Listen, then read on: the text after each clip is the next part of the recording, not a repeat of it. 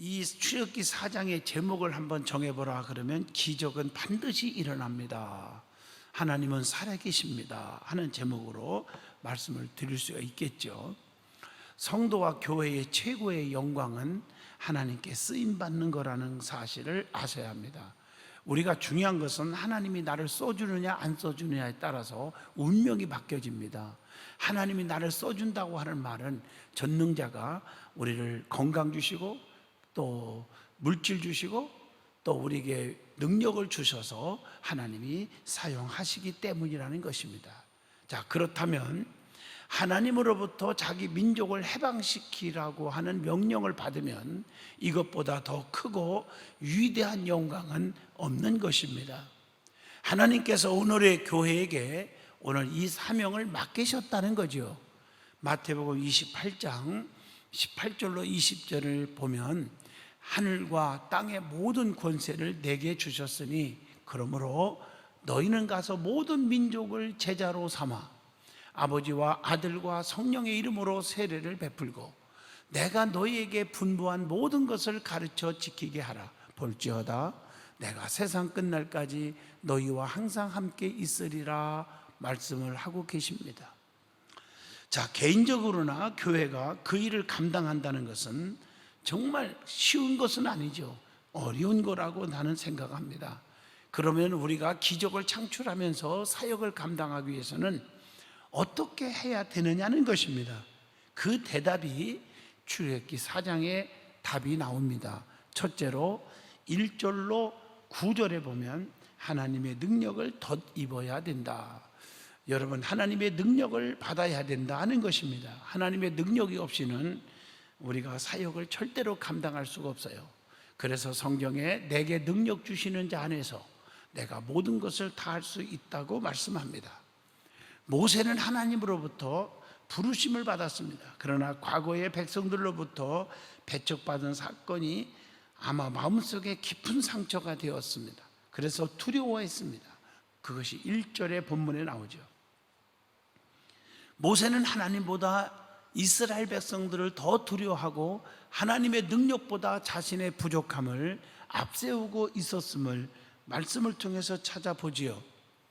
특별히 하나님께서 의심하는 모세에게 확신을 주시면서 정말 일을 하도록 하는 것이죠. 오늘 본문 2절로 4절 보면 지팡이를 땅에 던져서 뱀이 되게 하셨고요. 또 6절로 7절 보면 문둥병이 든 손을 낫게 하는 기적을 베풀었죠. 그리고 9절을 보면 하수를 육지에 부어 피가 되게 하는 이적을 베풉니다. 자, 이렇게 하나님께서 모세가 뱀을 짚는 훈련을 통해서 그에게 확신을 심어준 거예요. 5절에 보면 하나님은 분명히 살아계시다는 거죠. 나는 죽은 하나님이 아니라 살아있는 하나님이다. 그걸 보여주고 확신을 넣어준 거예요. 우리가 신앙생활 하면서도 이 체험적인 신앙이 있는 사람과 체험적인 신앙이 없는 사람과는 하늘과 땅임을 우리는 찾아보게 됩니다. 또 이적을 행하는 능력을 주셔가지고 백성들로 하여금 하나님의 종이라고 하는 표정이 되도록 하셨다는 겁니다. 6절로 9절의 말씀입니다. 모세는 하나님의 훈련에 절대적으로 순종했습니다. 이의 한마디 제기하지 않았습니다. 하나님의 일꾼이 되려면 양들로부터 하나님의 종으로 인정을 받아야 될 줄로 믿습니다. 저 주의 종은 하나님이 붙들고 계신다. 이게 참 중요해요. 그럴 때 말씀이 성도들이 은혜를 받고 신뢰하게 되는 것을 저는 부흥회를 다니면서 너무 많이 경험을 하게 됩니다. 그냥 그 자리에서 저도 깜짝 놀라요. 어머나, 하나님은 정말 살아계시구나. 그냥 말씀을 선포하는데 암이 없어졌습니다. 허리가 펴졌습니다. 문제가 해결되었습니다. 지금 사업이 망해가는데 막 일어나기 시작했습니다. 이런 하나님의 살아계신 체험들을 성도들이 하는 거예요. 물론 하나님 앞에 감사하고 하나님 앞에 영광을 돌리지만 하나님이 주의 종을 사용하시는구나, 이것도 체험되게 되었다는 것입니다. 그러기 위해서 하나님의 훈련에 절대 순종함으로 우리는 하나님의 능력을 덧입어야 된다는 것을 여기서 알게 해줍니다. 질문 하나 던져봅니다. 우리는 하나님께서 시키시는 훈련에 어떤 반응을 보이냐는 겁니다. 하나님의 능력을 덧입지 못하는 이유가 무엇이냐는 것입니다. 자, 두 번째, 어떻게 해야 하나님으로부터 받은 사역을 감당할 수 있을까? 본문 10절로 17절에 답이 나오죠. 동력자들과 함께 협력해야 된다는 사실입니다.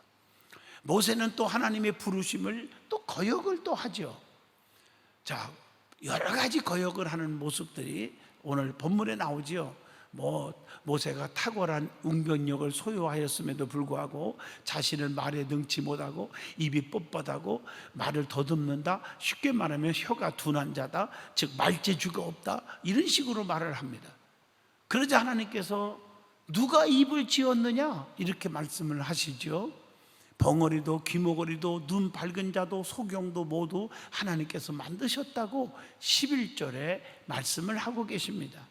그리고 하나님께서 12절에 내가 네 입과 함께 있어 행할 일을 가르치시리라 라고 말씀하신 후에 이제 가라 이렇게 명령을 하고 계신 겁니다. 그런데도 모세는 또 뭐라고 말합니까? 13절에 꽁무니를 빼지요.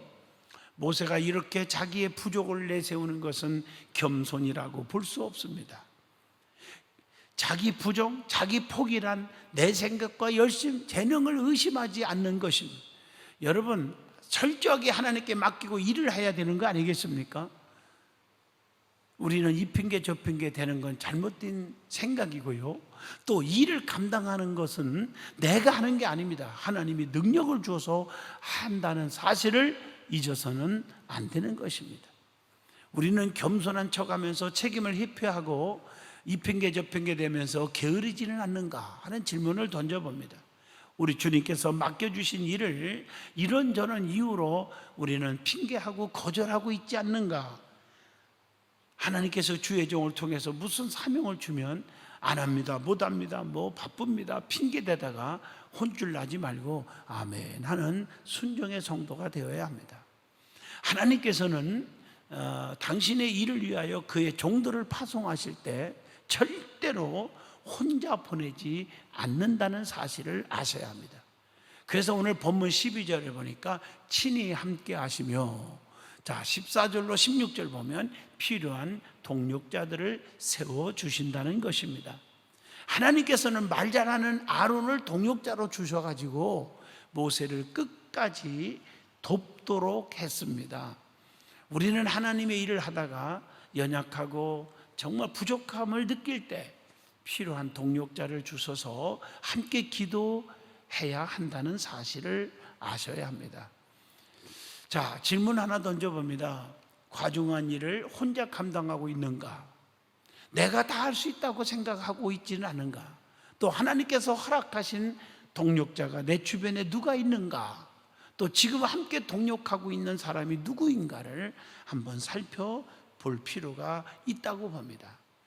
감사한 마음으로 협력하겠다고 약속을 해놓고 그 약속을 얼마나 지키시는지 우리는 다시 한번 생각해 보지 않을 수가 없습니다. 세 번째입니다. 본문 18절로 31절의 말씀이죠. 순종함을 늘 배우며 해야 한다 하는 것이 오늘 말씀의 핵심입니다. 모세는요 40년간의 처가살이를 청산하고 장인에게 작별 인사를 하고 18절이죠. 아내와 자녀들을 나귀에 태우고 애굽에 돌아갔습니다. 그게 20절입니다. 하나님은 이렇게 순종하는 모세를 혼자 버려두지 않으시고 다시 확신시켜 주시면서 19절에 보면 나오죠. 바로에게 행해야 할 이적과 전할 말씀도 주셨음을 21절로 23절을 통해서 우리는 알게 됩니다. 그리고 사명 수행에 앞서서 먼저 하나님의 법을 지키기를 원하시고 있다는 것, 24절로 26절의 말씀이죠. 자, 모세에게 아들이 있는데 아직도 그 아들이 할례를 행하지 않았습니다. 하나님께서는 당신에게 속했음을 나타내는 할례를 명하셨는데 창세기 17장 9절로 14절에 그런 말씀이 있잖아요. 그런데 모세는 지도자로서 그걸 순종하지 않았다는 겁니다. 그래서 하나님께서 병이나 어떤 두려운 그 경험을 통해서 모세를 죽이려 하자 그의 아내 십보라가 아들에게 당장 할례를 행했다는 사실을 알게 되죠. 하나님은 모세가 당신의 일을 하기 위해서 하나님의 법에 흠없는 자가 되어 이스라엘 백성 앞에 서도록 하셨다는 거, 준비시킨 것입니다. 그리고 하나님께서는 아론을 광야로 보내어 애굽으로 향하는 모세를 만나서 함께 동역하게 하셨습니다. 그게 27절로 28절의 말씀입니다. 우리는 여기서 계속해서 하나님의 부르심을 거역하고 회피하던 모세가 하나님의 뜻에 온전히 순종하는 모습을 보았습니다. 우리는 기도하고 은혜를 받고 난 후에 우리가 하나님 말씀을 공부하겠다고 전도하겠다고 약속해 놓고도 그 약속을 얼마나 지키는지 반성하게 합니다. 하나님께서는 약속이 아니라 행동하는 것으로 판단하십니다. 그래서 행함이 없는 믿음은 죽은 거라고 성경에 가르쳐 주지 않았습니까? 우리는 모세처럼 순종하고 있습니까? 아니면 불순종한 것은 없는지, 하나님의 능력을 믿고 순종하고 있는지 질문을 던져보면서 하나님 말씀은 언제나 인간의 생각을 초월하심으로 순종할 때 기적이 나타난다는 사실을 믿어야 될 줄로 믿습니다. 아무쪼록 우리는 출애굽기 4장의 말씀을 통해서 은혜를 받았습니다. 이 말씀을 우리의 삶 속에 적용시켜서 하나님은 어떤 일을 시키더라도 끝까지 하게 하시는 분이에요. 그리고 기적을 주시는 분입니다. 우리는 기적을 믿으셔야 됩니다. 우리의 삶 속에 하나님은 지금도 어제나 오늘이나 영원토록 동일하신 하나님이 기적을 주시고 계십니다.